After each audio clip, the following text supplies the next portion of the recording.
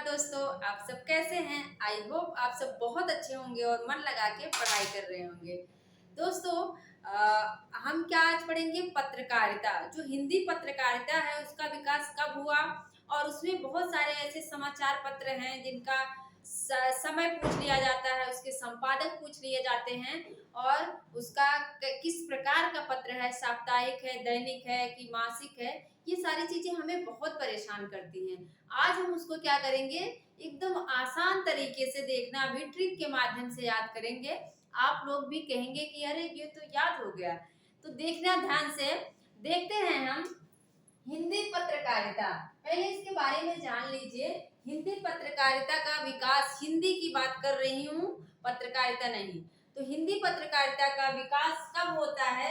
हिंदी का पहला जो समाचार पत्र है, बहुत पूछा जाता है, उदंत मार्तंड। ये कब होता है? इसका संपादन कब होता है, कब से शुरू होता है? 1826 ईस्वी से। लेकिन डेट पूछे तो 30 मई। क्या है? 30 मई से इसका संपादन शुरू होता है और इसी दिन 30 मई को राष्ट्रीय क्या मनाते हैं? राष्ट्रीय हिंदी पत्रकारिता दिवस मनाया जाता है। राष्ट्रीय हिंदी पत्रकारिता पत्रकारिता दिवस मनाया जाता है। लेकिन एग्जाम में कभी कभी ये भी पूछा गया है कि यह किस दिन निकलता था। किस दिन मतलब मंगलवार, सोमवार, बुधवार, किस दिन? तो ये किस दिन निकलता था? मंगलवार के दिन। उदंत मार्तंड अगर पूछे किस दिन निकलता था तो मंगलवार के दिन यह निकलता था। और इसमें खड़ी बोली को मध्य देशी भाषा के नाम से इसका नाम मिलता है। क्या है? खड़ी बोली जो है, खड़ी बोली का नाम बदल कर यहाँ पे क्या कहा गया है? मध्य देशीय भाषा। मध्य देशीय भाषा। तो आप लोगों से अगर पूछे कि खड़ी बोली का दूसरा नाम इस पत्र में कौन सा नाम मिलता है, खड़ी बोली का दूसरा कौन सा नाम मिलता है, तो क्या कहेंगे? मध्य देशी भाषा। इसके बाद देखेंगे यह कैसा है? साप्ताहिक है। पहले जो पत्र निकलते थे वो अक्सर क्या थे? साप्ताहिक ही पत्र थे और ज्यादातर कहाँ से निकलते थे? कलकत्ता से। कहाँ से निकलते थे? कलकत्ता से। क्योंकि उस समय अंग्रेजों का समय था और कलकत्ता ही क्या था, वहाँ का व्यापारिक जो क्षेत्र था, जो कहते हैं कि समृद्धि का जो क्षेत्र था, वो क्या था? कलकत्ता ही था। इसलिए कलकत्ता से ही सारे पत्र का संपादन होता था। याद कर लीजिए, उदंत मार्तंड, जुगल किशोर। जो किशोर होता है वो कैसा होता है? उदंड, बहुत ही उद्दंड होता है। क्या होता है? जब किशोरावस्था चलती रहती है व्यक्ति की तो कैसा होता है? उद्दंड होता है। जो किशोर होता है कैसा होता है? बहुत उद्दंड होता है, खुरापाती टाइप का होता है। तो यहाँ से आप लोगों को याद हो गया होगा, उदंत मार्तंड किसका है? जुगल किशोर का है। 1826 समय याद कर लीजिए। यह साप्ताहिक पत्र है और कलकत्ता से निकलता था। बंगदूत, बंगदूत किसका है? राजा राम मोहन राय का है। 1829 में निकलता था। यह भी साप्ताहिक पत्र था और कलकत्ता से निकलता था। बंगदूत, दूत कौन भेजा था? दूत बनाकर वहां पे लंका में कौन भेजा था? राम ने ही भेजा था। अंगद को भेजे थे ना, तो राम ने, राजा राम ने भेजा था किसको? दूत बनाकर। तो बंगदूत अगर पूछे किसकी है तो राजा राम मोहन राय ने। और 1829 में साप्ताहिक पत्र है, कलकत्ता पहले के पत्र हैं, इसलिए आप लोग को याद कर रखना चाहिए कि पहले के जो पत्र निकलते थे वो कलकत्ता से ही निकलते थे। इसके बाद है बनारस अखबार। बनारस अखबार का जो स्थान है उसको याद करने की जरूरत ही नहीं, क्योंकि नाम में ही लगा है बनारस। तो ये कहाँ से निकलेगा? बनारस से निकलेगा। निकालता कौन है? शिव प्रसाद सिंह, राजा शिव प्रसाद सिंह। अब आप लोगों को अच्छी तरह पता होगा कि भोलेनाथ की नगरी कौन सी है? बनारस है, काशी है, विश्वनाथ किसकी नगरी? शिव की नगरी कहाँ है? बनारस में है।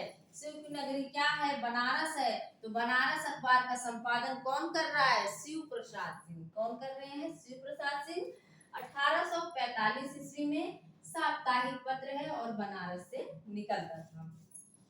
सुधाकर, सुधाकर पूछा गया है तो ध्यान देना आप लोग। सुधाकर अगर पूछे सुधाकर का संपादन कौन करता था, तो सुधाकर का संपादन तारा मोहन मित्र करते हैं। हमने याद किया था जो मित्र होता है उसकी वाणी कैसी होती है, बहुत सुधाकर होती है। मन को कितना भी हम परेशान रहे, दुखी रहे, तो एक मित्र ही ऐसा होता है जो हमें संभाल सकता है और हमें उस सिचुएशन से बाहर निकाल सकता है।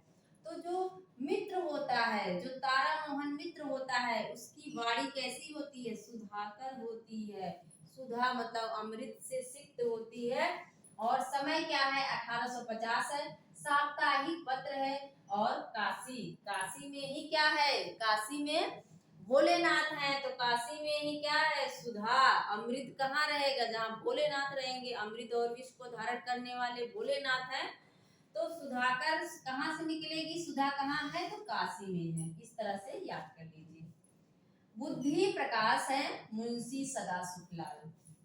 अब आप लोग ट्रिक बना सकते हैं कि बुद्धि, जिसके पास बुद्धि है उसी का जीवन क्या है, सदा सुखी है। जिसके पास बुद्धि नहीं है, दिमाग नहीं है, कुछ सोचने की क्षमता नहीं है, उसको जिंदगी में आगे क्या करना है, तो वो सुखी नहीं रह सकता, हमेशा परेशान रहेगा। लेकिन जो चेत गया, बुद्धि लगा लिया और खूब मेहनत करके आगे बढ़ गया, उसका जीवन सदा सुखी रहेगा। जिसके पास बुद्धि का प्रकाश है उसका जीवन सदा सुखी रहेगा। और 1852 इसका समय है। साप्ताहिक पत्र है, ये सब पहले की हैं। और आगरा कहाँ है, आगरा में हमें बुद्धि का प्रकाश देखने को मिलता है। क्या है आगरा में, ताजमहल। आगरा में क्या मिलता है, ताजमहल को ताजमहल को सब लोग देखने जाते हैं, बहुत ही इसकी खूबसूरती को सब निहारते हैं। तो बुद्धि का प्रकाश कहाँ देखने को मिलता है, आगरा में। सुधाकर कहाँ है, अमृत काशी में है। इसके बाद समाचार सुधा वर्षण, क्या है, समाचार सुधा वर्षण है, जिसके संपादक कौन थे, श्याम सुंदर सेन है। और समाचार सुधा वर्षण जो है ये पहला दैनिक पत्र है, पहला हिंदी दैनिक पत्र है। इसको आप लोग याद रखना, पहला हिंदी दैनिक पत्र है, क्योंकि अब तक जितना आप लोगों ने देखा वो सब क्या थे, साप्ताहिक पत्र थे। तो इसको कैसे याद करेंगे, सुधा वर्षण श्याम सुंदर सेन। जो सुधाकर अलग है, सुधा वर्षण अलग है। श्याम सुंदर क्या करते हैं, सुधा वर्षण, जब वर्षा होती है, इंद्र जब नाराज हो जाते हैं, जब वर्षा होती है, वर्षण होता है, तो श्याम सुंदर ने ही क्या किया था, एक सेना की तरह सबको उसकी छत बनाई थी। क्या करते हैं, अपनी उंगलियों पे पर्वत को उठाते हैं, कौन, श्याम सुंदर सेन, जब वर्षण होने लगता है। इस तरह से आप लोगों को याद हो जाएगा। श्याम सुधा वर्षण, श्याम, जब सुधा वर्षण होने लगता है तो श्याम सुंदर सेन जो है, श्याम सुंदर जो है, अपनी उंगलियों पर पर्वत को उठाकर सबकी मदद करते हैं। कब है समय, 1854 है। दैनिक पत्र है, इसको याद रखना, दैनिक पत्र है। और कहाँ से निकलता है, कलकत्ता से निकलता है। प्रजा हितैषी कौन है, राजा लक्ष्मण सिंह। प्रजा की हितैषी कौन था, राजा लक्ष्मण, लक्ष्मण थे। कौन थे, लक्ष्मण थे। प्रजा के हितैषी कौन है, लक्ष्मण है, क्योंकि उनको वनवास नहीं होता है। राम जी को वनवास हुआ होता है, लेकिन वो प्रजा के हित के लिए, सबके हित के लिए, अपने भाई के हित के लिए वो भी साथ में वनवास चले जाते हैं अपनी पत्नी को छोड़ के। तो प्रजा के हित की बात कौन करता है, लक्ष्मण करते हैं। तो राजा लक्ष्मण हो जाएंगे प्रजा हितैषी के संपादक। और समय क्या है, 1855 है। और प्रजा का हित कहाँ हो रहा है, कह देंगे आगरा में, क्योंकि वहां पे प्रजा देखने जाती है ताजमहल। प्रजा का हित कहाँ हो रहा है, आगरा में हो रहा है। अब तीन पत्र ऐसे हैं, तीन पत्र ऐसे हैं जो हरिश्चंद्र के हैं। कवि वचन सुधा, हरिश्चंद्र मैगजीन, बाला बोधनी। बाला बोधनी जो है ये स्त्री शिक्षा से संबंधित है। अगर पूछे कि ऐसी कौन सी पत्रिका है जिसमें स्त्रियों की शिक्षा की बात की गई है, तो कौन सा पत्र हो जाएगा, बाला बोधनी। इसके नाम से ही पता चल रहा है, बाला मतलब अर्थात स्त्री। तो कविवचन सुधा भारतेंदु का है ही। समय पूछ सकता है तो कविवचन सुधा का समय 68 है और मैगजीन का समय जो है 73 है और बाला बोधनी का जो है वो 74 है। पहला जो समय कविवचन सुधा है वो तीनों में निकलती थी, मतलब महीने में भी निकलती थी, पाक्षिक मतलब 15 दिन में भी निकलती, साप्ताहिक मतलब सप्ताह में भी निकलती थी। और भारतेंदु हरिश्चंद्र काशी के थे तो उनकी सारी पत्रिकाएं कहाँ से निकलती हैं, काशी से ही निकलती हैं। और मुझे लगता है आप लोगों को याद हो गया होगा।